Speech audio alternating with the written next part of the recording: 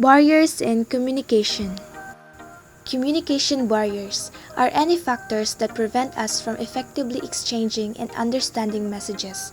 They can be physical, cultural, linguistic, or emotional and can occur within or between individuals, groups, or organizations.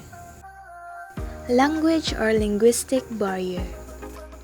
Language barrier in communication is a difficulty or obstacle that arises when people who speak different languages attempt to interact. Example: different in language, accent, and dialect. Excuse me, I'm unfamiliar with this place. Where is the office? No English. Bisaya only. Physical barrier.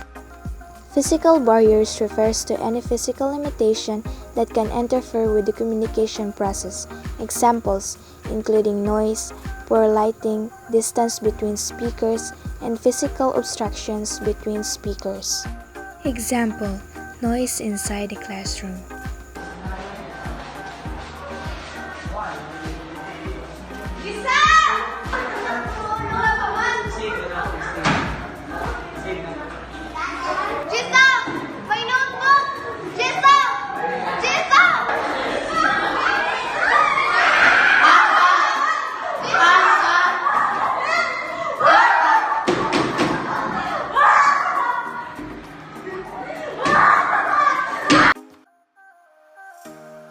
Emotional or psychological barrier.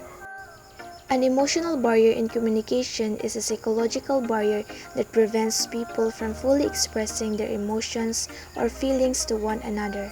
This can be due to a lack of trust, fear of vulnerability, or difficulty in understanding the other person's point of view. Example: trauma.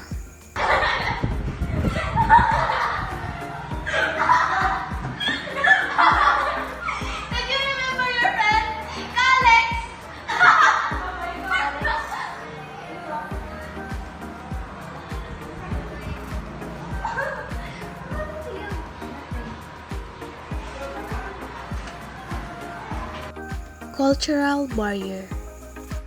Cultural barriers to communication are the differences in language, customs, and beliefs that may exist between people of different cultures or societies.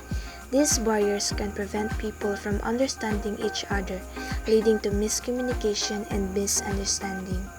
Example: spitting shows disrespect. So disrespectful.